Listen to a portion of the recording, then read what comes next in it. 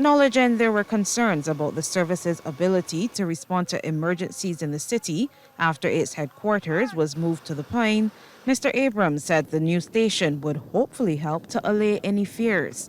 We have actually, in the combination move to the Pine, as well as this Portside Fire Station, pretty much double the capacity of our ability to respond to anything in the St. Michael area.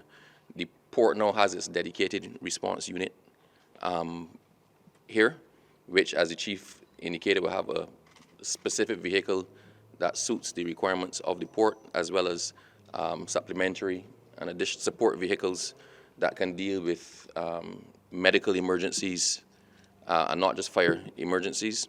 Mr. Abrams says both the fire and medical teams stationed in the port will also be servicing parts of the city. So you have the QEH on one side, you have the Fire Service headquarters in the Pine, you have the Portside Fire Station.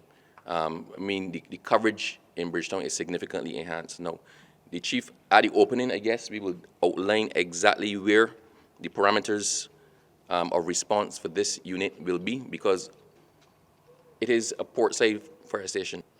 Our principal responsibility is to the port. So we have to have limits as to how far we are willing to extend outside of that to be able to still properly service the port and not compromise our operations here.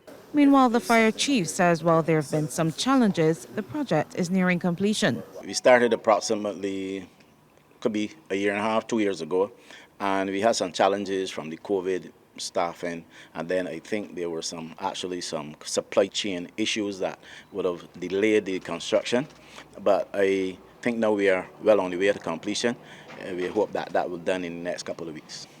The $2.85 million project is being fully funded by the port.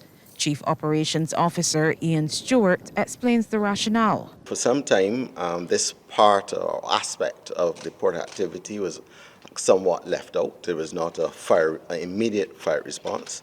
We've placed this here to not only enhance the fire protection of the port, as the fire chief has indicated, but surely it's also to give our staff a bit of comfort as relates to the response that they can get from a medical standpoint, for chemical hazards, as well as for the overall safety and security of the port. About 23 officers will make up the initial staffing complement at the Portside Fire Station.